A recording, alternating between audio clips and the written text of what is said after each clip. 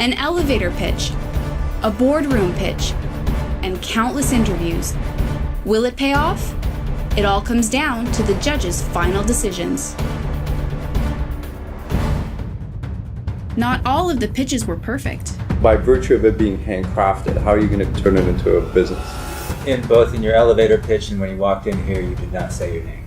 He's gonna burn the crap out of himself. How many people is that from? Depending on the building, I would say... And those graphs there are very extremely basic.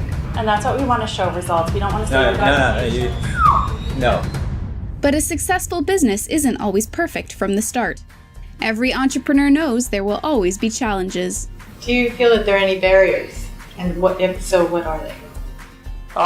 The barrier right now is that there aren't enough people that know Sitecore. So what's the utilization on you and your partner right now? The week before last, I did 90 hours. Well, the big challenge we've had is finding people that know Sitecore a little bit to be able to expand out our business. Oh, there's been a lot of challenges, actually. There's been ups and downs. I actually had my own restaurant this year for approximately 7 months. But unfortunately, with my location, they're actually building a new subway system.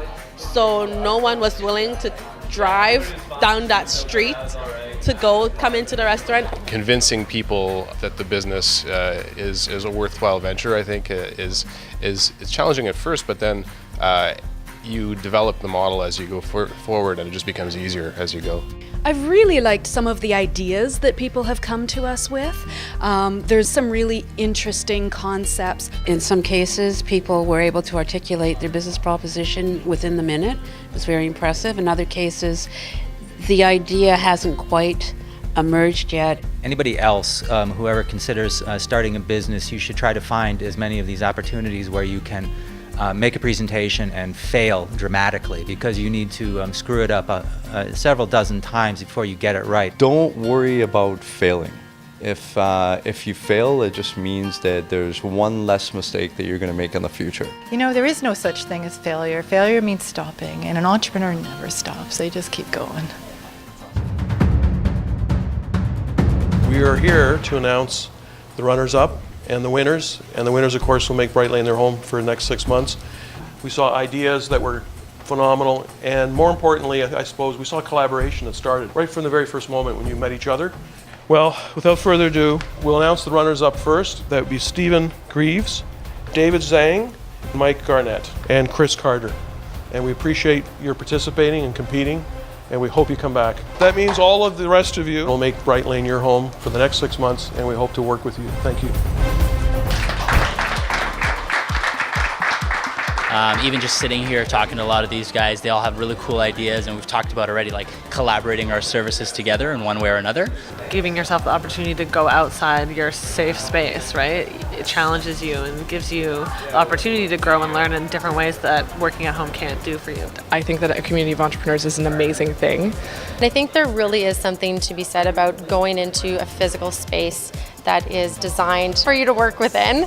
I think there's something really powerful about that. At the end, every business and everything you do in life, it's all about people, you know.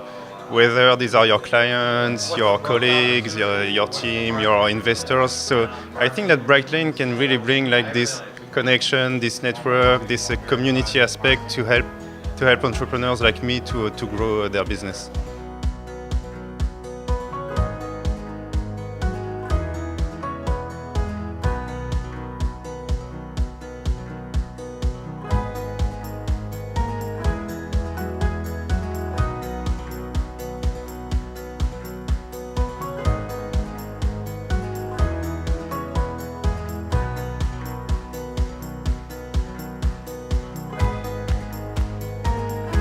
I think I've, in a way, been an entrepreneur since I was a child. I was always in my room, like, sketching little ideas and planning to run little businesses.